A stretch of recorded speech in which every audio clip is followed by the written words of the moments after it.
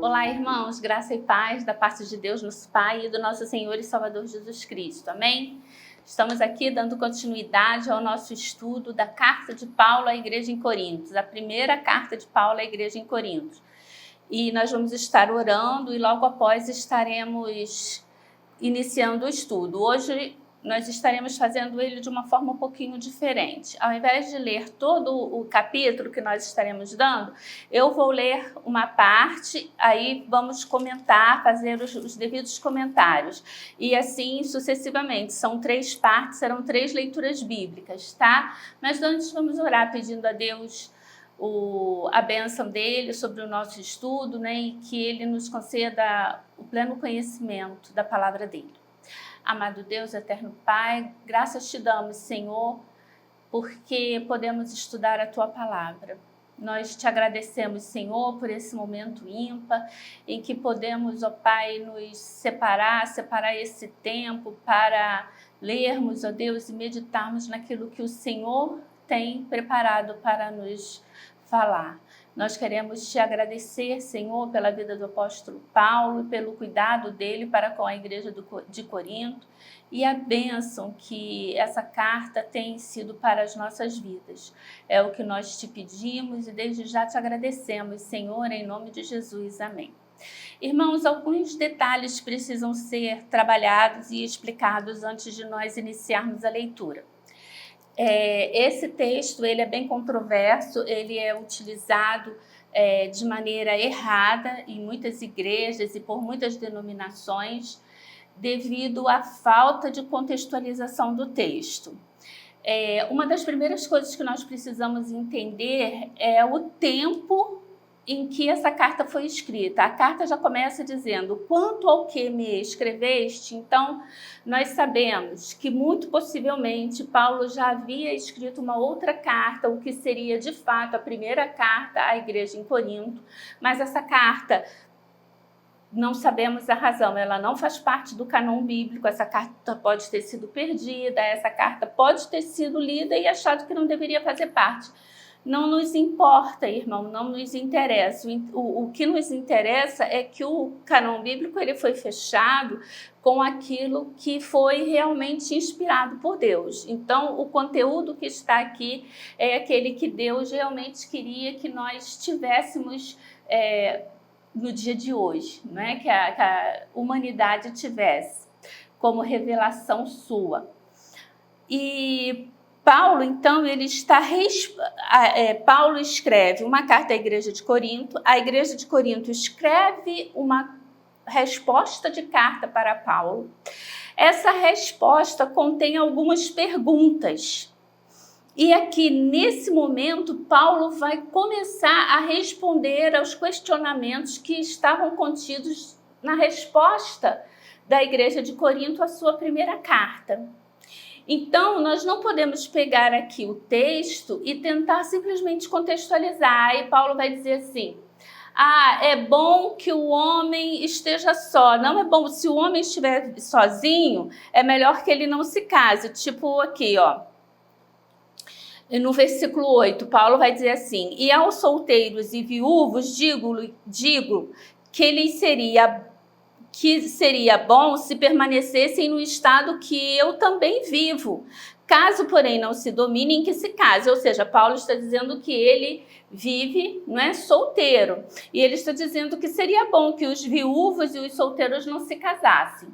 Então, nós não podemos pegar isso e trazer para os dias de hoje e dizer assim, Paulo está falando aqui na carta aos Coríntios que o homem não pode casar. Então, o homem não tem que casar, a mulher também, por conseguinte, se não tem um parceiro, ela também não casa. E aí isso seria uma contradição com os princípios bíblicos. Por que Deus criou a mulher? Porque Deus olhou para o homem e viu, não é bom que o homem esteja só, vou fazer uma companheira. Então, e depois Deus disse, portanto deixará o homem, seu pai e sua mãe, apegar-se-á, ou seja, casará com a sua mulher e serão ambos uma só carne.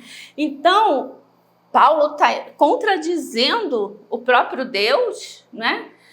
Paulo está contradizendo aquilo que Deus ordenou, aquilo que Deus nos colocou? Não, Paulo não está contradizendo. E quando nós estivermos estudando aqui, nós vamos estar entendendo o contexto em que a igreja estava vivendo naqueles dias. E o que Paulo está falando olha, se você é solteiro, permanece solteiro. Se você é viúvo, permanece viúvo. Porque os dias de tribulação que nós teremos, que nós estamos por vir, são tão terríveis que imagina você casado tendo que fugir e ainda tendo que carregar sua esposa, tendo que levar seus filhos. Então é muito mais sofrimento, vendo os seus filhos serem mortos, vendo sua esposa ser violentada dentro de algumas situações que a igreja primitiva de fato passou, e não só a igreja primitiva, mas o povo judeu passou de um modo geral a perseguição. Então nós vemos que é o contexto em que a igreja ali estava vivendo que Paulo está dizendo que é bom que o homem estivesse só. E é dentro daquela realidade que eles estavam vivendo. Porque nós vamos ver aqui nessa carta que Paulo ele vai dizer que o casamento é um dom. O celibato, Paulo vai dizer que também é um dom. Da mesma forma que o casamento é o dom, o celibato também é um dom. Um dom assim como o de profetizar, o de curar, o de visitar enfermos, o de ser professor da escola bíblica dominical. É um dom ser professor, né? o de lecionar. Paulo vai estar dizendo que é um dom. Então, o celibato e o casamento são dons que Deus deu. Algumas pessoas podem viver no celibato e vivem bem.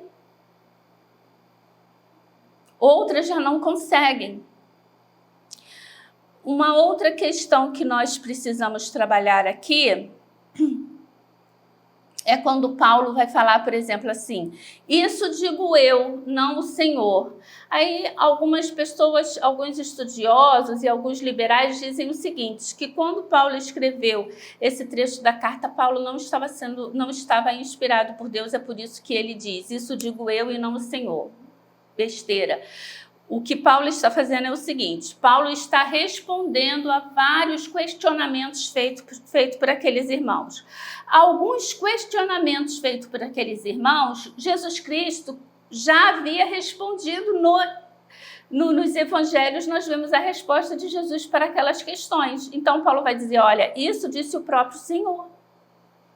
Agora, essa pergunta aqui que vocês estão fazendo, Jesus não teve oportunidade de responder, porque na época não foi levantada essa questão. Então, estou respondendo eu. Então, isso respondo eu, Paulo. Isso aqui Jesus Cristo já havia respondido. Então, é esse o contexto em que Paulo está falando. Eu acho que são esses aqui os pontos. E aí, se for aparecendo, eu tiver esquecido alguma coisa ao longo da carta, eu vou colocando. Então, vamos ler agora os 9 primeiros versículos da carta. Assim, nós precisamos entender que esse capítulo 7 não é um tratado sobre o casamento. Paulo não tinha interesse de fazer um tratado sobre o casamento. Paulo estava respondendo às questões, a questionamentos feitos pela igreja de Corinto. Então, vamos ler os versículos de 1 a 9. Paulo começa aqui, olha. Quanto ao que me escreveste, é bom que o homem não toque em mulher, mas por causa da impureza, cada um tem a sua própria esposa e cada uma o seu próprio marido. O marido conceda à esposa o que lhe é devido e também, semelhantemente, a esposa ao seu marido.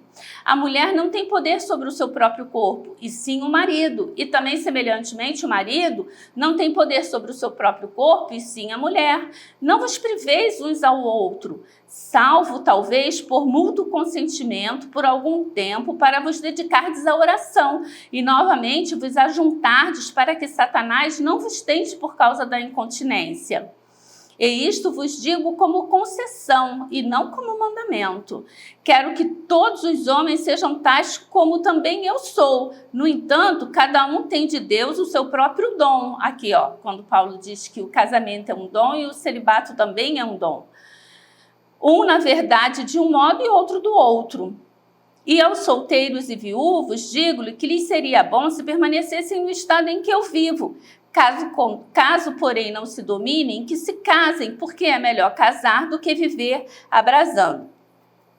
Então aqui, irmãos, nós vamos ver o seguinte, nesse primeiro versículo, lembra da aula passada, quando a gente citou que aquela frase, tudo me é lícito, não é Paulo que está dizendo, todas as coisas me são lícitas, o que Paulo está dizendo ele está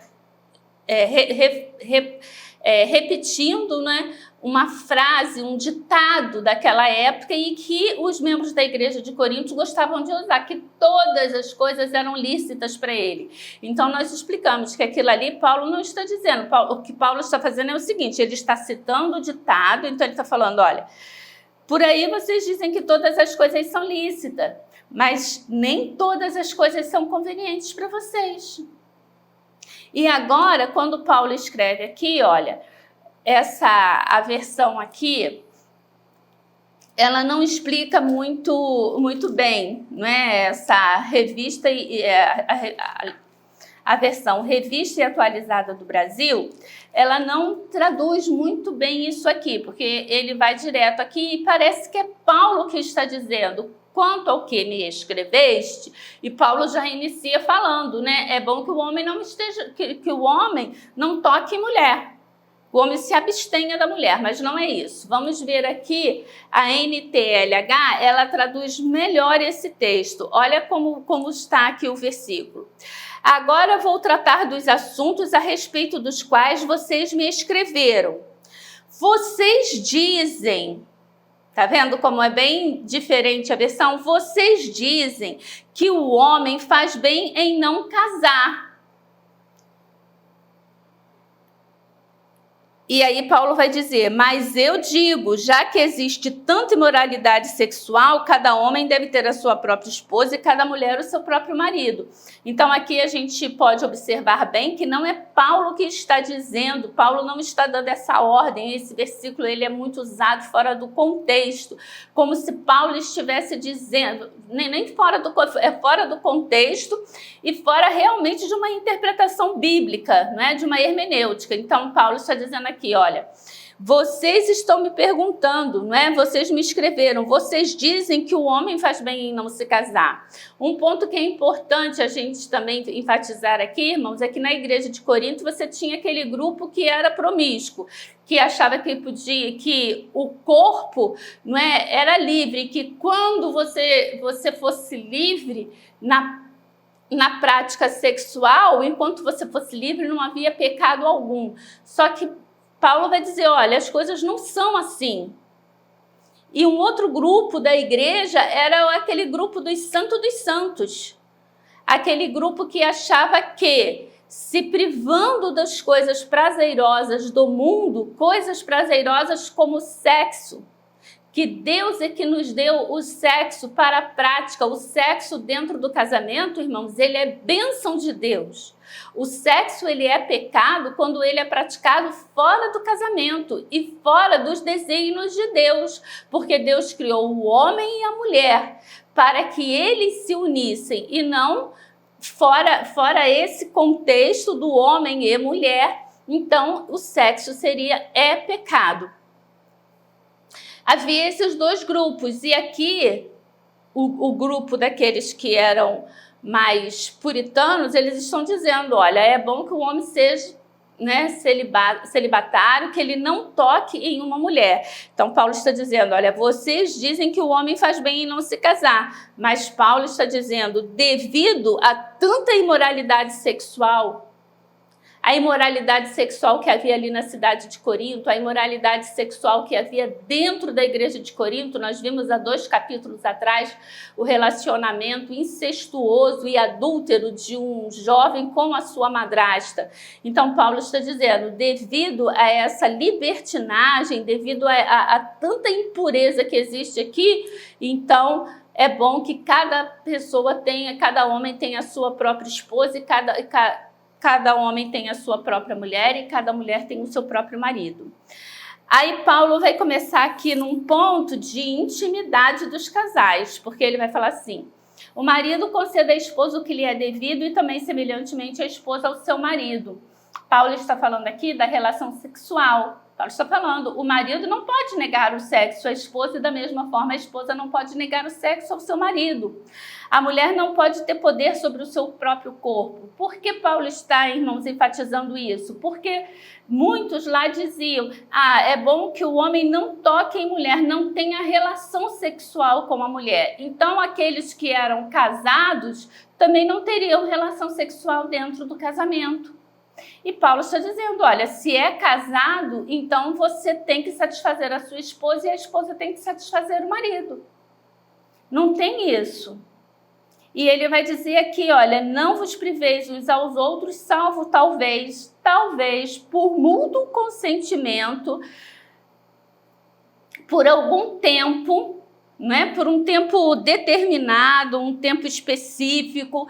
Então, vocês se abstenham do relacionamento sexual para que vocês possam se colocar ali como se fosse um jejum de sexo e estarem ali orando, né, numa devoção maior com Deus, mas acabado aquele tempo que vocês voltem a se relacionar sexualmente.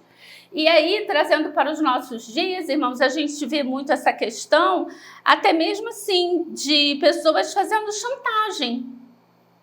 Não é? Se o meu marido não faz aquilo que eu quero, se ele não me atendeu, se ele não botou o lixo para fora, se ele não comprou aquilo que eu quero, então também eu vou negar a ele o sexo. Quando ele me procurar, eu não vou aceitar me relacionar com ele ali durante a noite.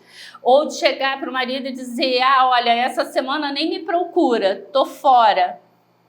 Ou o marido dizer para a mulher, olha, durante essa semana não adianta você querer nada comigo porque eu não vou te conceder nada. Seja pela razão que for, Paulo vai estar nos dizendo, irmãos, que isso não deve acontecer no casamento. Por quê? Porque o meu corpo pertence ao meu esposo e o corpo dele me pertence. E Paulo vai estar dizendo aqui no versículo 5, olha, para que Satanás não vos tente por causa da incontinência. Então, o que acontece quando nós nos negamos sexualmente um ao outro dentro do casamento? Acaba vindo alguém, né? Satanás envia ali o seu anjo, né? O seu demônio para tentar, e muitos casais acabam se perdendo, acabam em adultério devido a essas questões. Eu costumo dizer que quem não dá assistência sofre concorrência, né? Quando a gente não dá assistência, quando a gente não dá a devida atenção, o devido valor, a gente acaba abrindo uma concorrência. Uma outra frase que eu sempre digo quando estou dando aconselhamento ou mesmo conversando é a respeito da teoria dos espaços vazios. Se você deixa ali aquele espaço de dar o afeto, de dar o carinho, de se relacionar sexualmente ali, de formar uma só carne ali com o seu esposo, no momento de enlevo, de intimidade, você acaba dando espaço para que outra pessoa venha e conceda a ele aquilo que você não está dando. O que volta à frase anterior, que quem não dá assistência, abre concorrência. Porque aí vem o de fora e diz, não está satisfeita não? Deixa aqui que eu cuido dele. Ou deixa aqui que eu cuido dela. Então, Paulo vai dizer, olha, quero que todos, e isso vos digo como concessão e não por mandamento. Paulo não está mandando que você se separe para orar e aí deixe de se relacionar sexualmente. Não é isso. Paulo está dizendo, é uma concessão. Isso não deve ser uma prática, irmãos, ali, um mandamento, uma prática repetitiva. E Paulo vai dizer, quero que todos sejam como eu sou, né? Ele vai ressaltar ali que tanto um como o outro é um dom de Deus, não é? No entanto, cada um tem de Deus o seu dom, ou seja, tanto para o celibato como para o casamento. E ele vai novamente dizer que os solteiros e viúvos seria bom que eles não se casassem. Mais à frente a gente vai ver ali por que Paulo diz que seria bom que eles não se casassem. Agora vamos ler os versículos de 10 a 24, a estabilidade da família. Ora, aos casados ordeno eu, não eu, mas o Senhor, que a mulher não se separe do marido. Se, porém, ela vier a separar-se, que não se case ou que se reconcilie com seu marido. E que o marido não se aparte da sua mulher. Aos mais digo eu, não o Senhor. Se algum irmão tem mulher incrédula e esta consente em morar com ele, não a abandone. E a mulher que tem marido incrédulo e este consente em viver com ela, não deixe o marido. Porque o marido incrédulo é santificado no convívio da esposa, e a esposa incrédula é santificada no convívio do marido crente. Doutra sorte, os vossos filhos seriam impuros, porém agora são santos. Mas se o descrente quiser apartar-se, que se aparte. Em tais casos, não fica sujeito à servidão, nem o irmão, nem a irmã. Deus vos tem chamado à paz. Pois como sabes, ó mulher, se salvarás teu marido? Ou como sabes, ó marido, se salvarás tua mulher? Ande cada um segundo o Senhor lhes tem distribuído, cada um conforme Deus o tem chamado. É assim que ordeno em todas as igrejas. Foi alguém chamado estando circunciso? Não desfaça a circuncisão. Foi alguém chamado estando incircunciso? Não se faça circuncidar. A circuncisão em si não é nada, e a incircuncisão também nada é.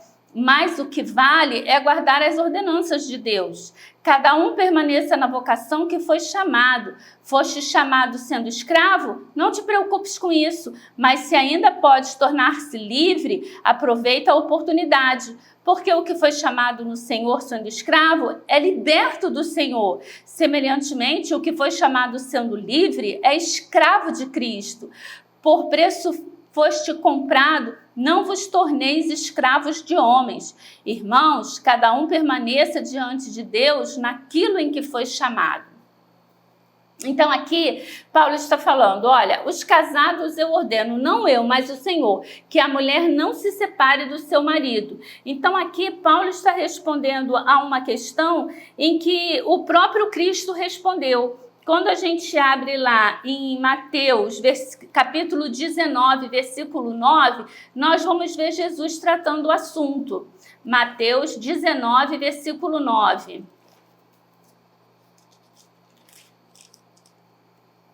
Eu, porém, vos digo, quem repudiar sua mulher, não sendo por causa de relações sexuais ilícitas, e casar com outra, comete adultério. E o que casar com a repudiada, comete adultério.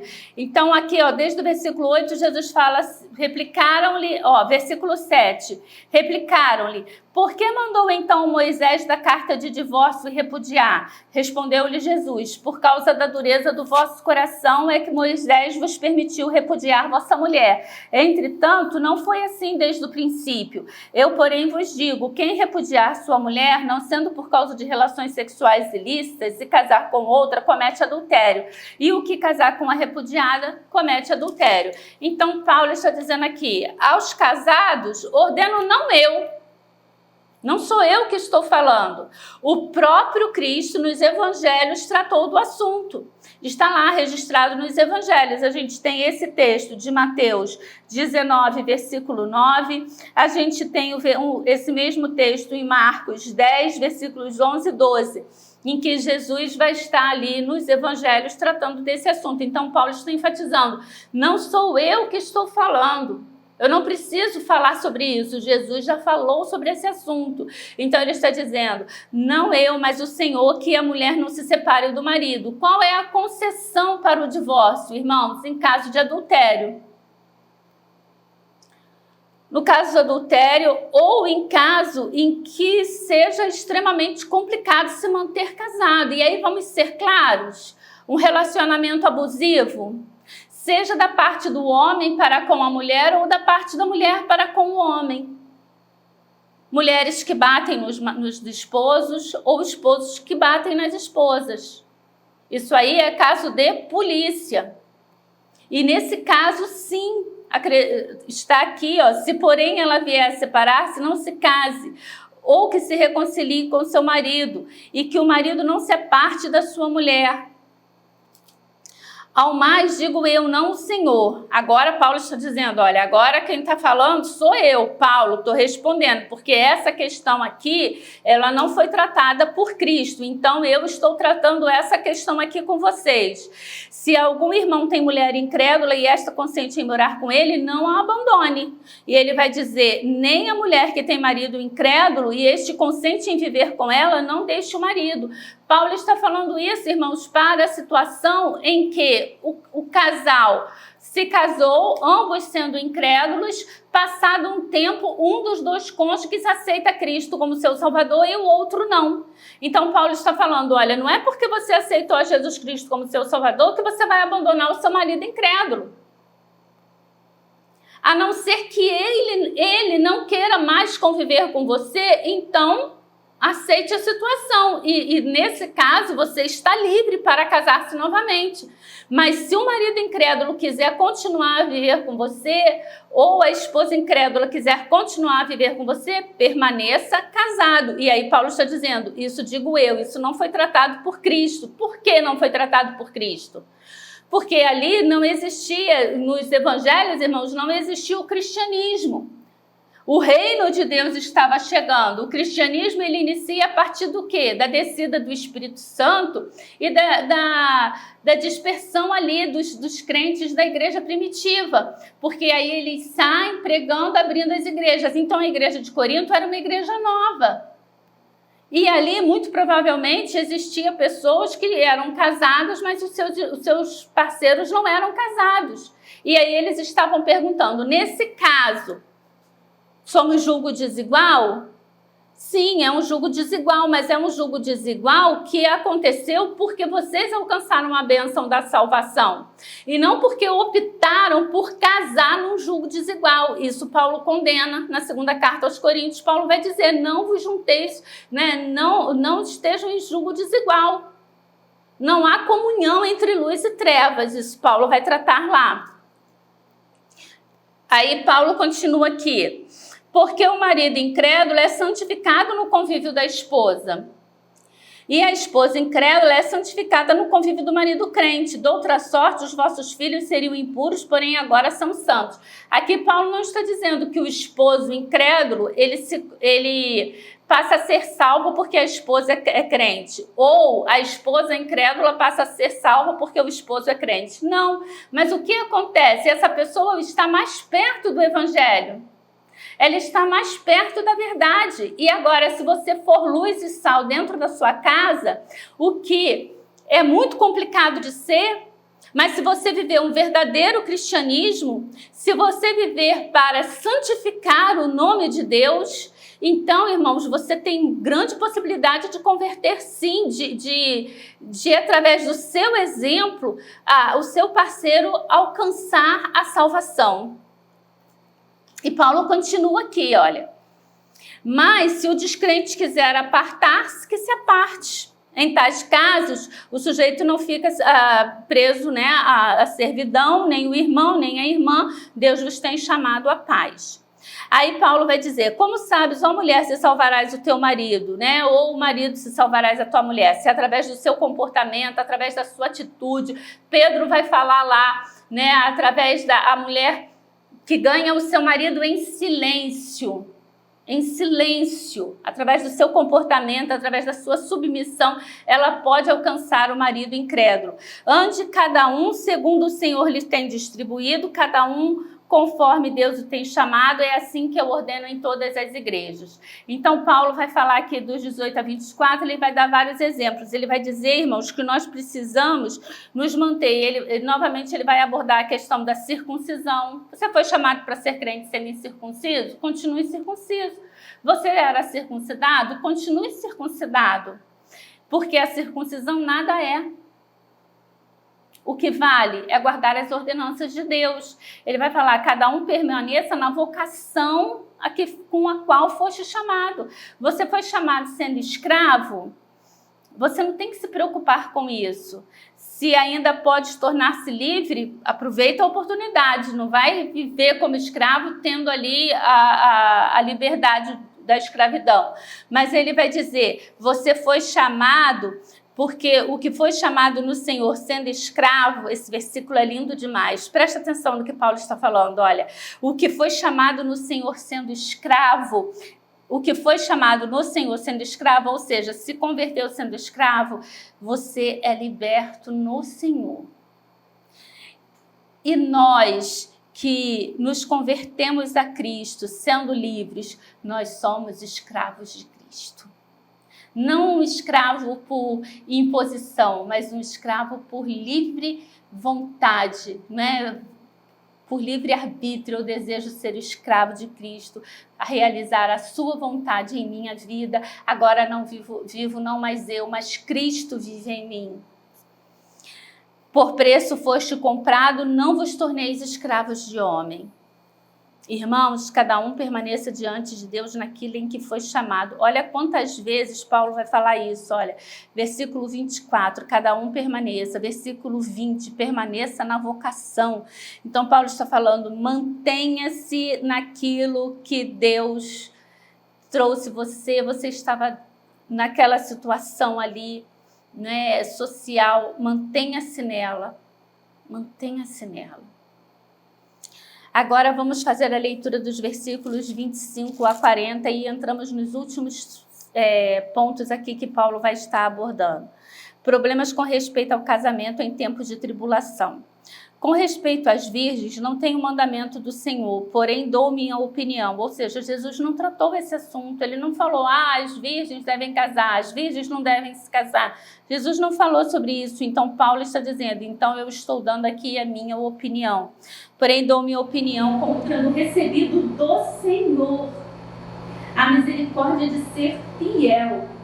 Olha que tapa, né, na cara de quem gosta de dizer que esse texto aqui não foi inspirado por Deus. Paulo está dizendo, olha, o Senhor Jesus não tratou desse assunto quando ele esteve aqui na terra, mas eu vou tratar, eu vou dar a minha opinião, mas eu tenho recebido do Senhor a misericórdia de ser fiel, ou seja, eu estou falando inspirado no Senhor, de acordo com o que Deus está me instruindo. Considero por causa da angustiosa situação presente que ser bom para o homem permanecer assim como está. Está casado? Não procure separar-se. Está livre da mulher? Não procure casamento. Mas se te casares, com isto não peca. E também se a virgem se casar, por isso não peca. Ainda assim, tais pessoas sofrerão angústia na carne e eu quisera poupar-vos. Observe que Paulo ele está falando aqui, olha o versículo 26, por causa da angustiosa situação presente. Shed vai falar o seguinte, angustiosa situação presente. Paulo estava escrevendo de Éfeso, onde a perseguição aos crentes já era forte. Ele previa que logo atingiria a igreja toda, como se nota no livro de Apocalipse, em 95 depois de Cristo. Então, é a essa situação presente que Paulo está dizendo. Ele já estava ali presenciando a perseguição que estava acontecendo ali em Éfeso. E ele está dizendo, a situação, irmãos, ela é muito, muito ruim. Ela é angustiosa e os dias futuros serão maus. Então, se você é solteiro, permanece solteiro. Mas se você quiser casar, você não está pecando por casar. Versículo 28, mas se te casares, com isso não pecas. E também, se a virgem se casar, por isso não peca. Ainda assim, tais pessoas sofreram angústia na carne, e eu quisera poupar-vos. Paulo está aqui citando Mateus 24, versículos 19 e 20. Olha o que Jesus fala. Mateus 24, versículos 19 e 20.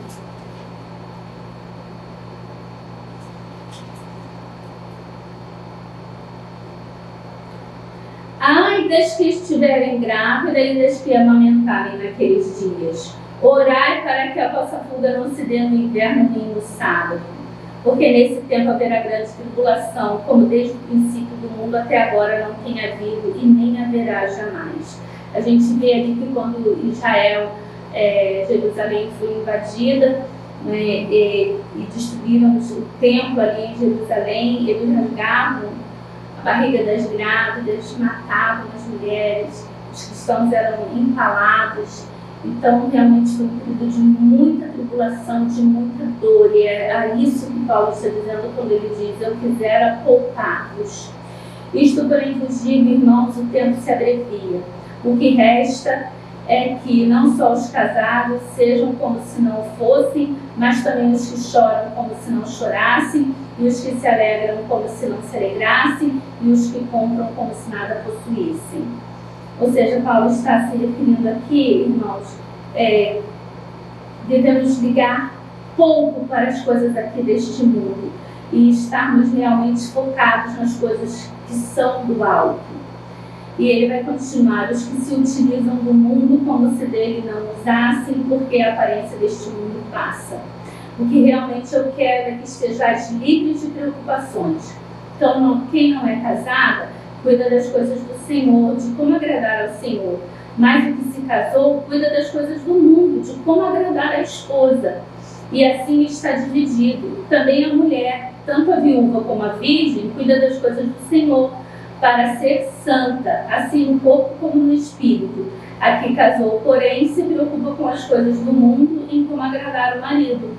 Digo isto em favor dos vossos próprios interesses, não que eu pretenda heredar-vos, mas somente para o que é decoroso e vos facilite o consagrar-vos desimpedidamente ao Senhor.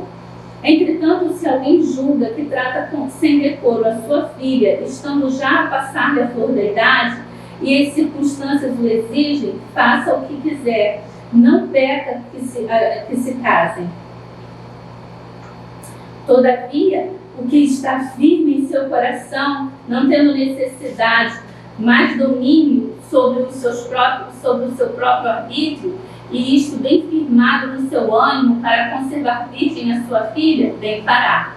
E assim quem casa a sua filha virgem faz bem, quem não se casa faz melhor. A mulher está ligada enquanto vive o marido, contudo, se falecer o marido, fica livre para se casar com quem quiser, mas somente no Senhor.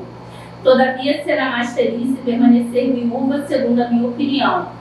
E penso que também eu tenho o Espírito de Deus. Bem, então aqui nós podemos ver então as últimas recomendações de Paulo. A gente não tem nem que explicar muita coisa, porque ele já é bem claro e não existe dificuldade para interpretar aqui. Ele está sendo realmente bem claro aqui com relação às coisas.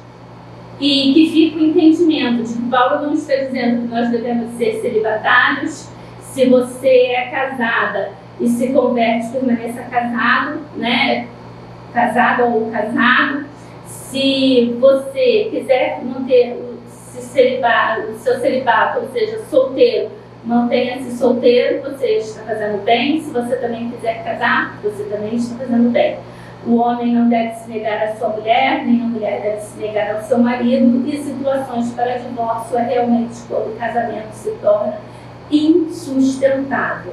Nós temos vivido uma sociedade líquida, onde as coisas são descartáveis, e assim também o casamento é descartável. Quando fazemos a promessa ali no altar, de viver com aquela pessoa até o final dos nossos dias, na saúde ou na doença, na riqueza ou na pobreza, a gente vê que é uma promessa muitas das vezes vazia. Às vezes a dívida do casamento dura mais do que o casamento. Ouço falar de pessoas que levaram anos pagando ali a festa e tudo mais e viveram 3, 5 meses de casado. Então temos que pensar, se você está solteiro e você quer casar, veja bem se aquela é a pessoa certa que Deus tem colocado para você. Porque biblicamente só realmente em caso de adultério ou em casos extremos, e aí vamos ser sinceros, né, de abuso físico, abuso emocional, mas geralmente essa pessoa já deu mostra dessa crueldade dela ainda no tempo de namoro. E aí fica o meu conselho, irmãos: ninguém muda depois do casamento. Ninguém muda depois do casamento. Se o jovem já vivia ali, né, paquerando outras pessoas, ou até mesmo traindo você durante o namoro, muito provavelmente essa situação vai seguir no casamento. Se ele já era bruto com você no namoro, se ele já falava ríspido com você no namoro, a situação só tende a piorar depois do casamento. Então olhe bem para o seu namorado, olhe bem para a pessoa de interesse e veja e ore pedindo a Deus realmente que abra os seus olhos, né, para que você possa ver. E aí eu lembro até de uma situação quando eu era mais nova e estava interessada num rapaz e fui pedir a Deus: Senhor, se for da tua vontade que corra tudo bem, se não for, né, que essa pessoa saia fora. Isso tinha sido num culto de quarta-feira, né, culto de oração. Quando cheguei na igreja no domingo, o rapaz tinha arrumado uma namorada entre a quinta e o sábado. E eu falei, poxa, assim, eu não precisava ter sido assim, tão rápido em me responder, né? Mas glória a Deus que Ele nos responde, irmãos. Ele nos responde. E a certeza de que temos de que Ele nos respondeu é a paz no coração. Né? Quando temos paz, então ali reside a vontade de Deus. Que o Senhor possa estar nos abençoando, a cumprirmos, a atendermos todos esses mandamentos com relação ao nosso casamento. Amém.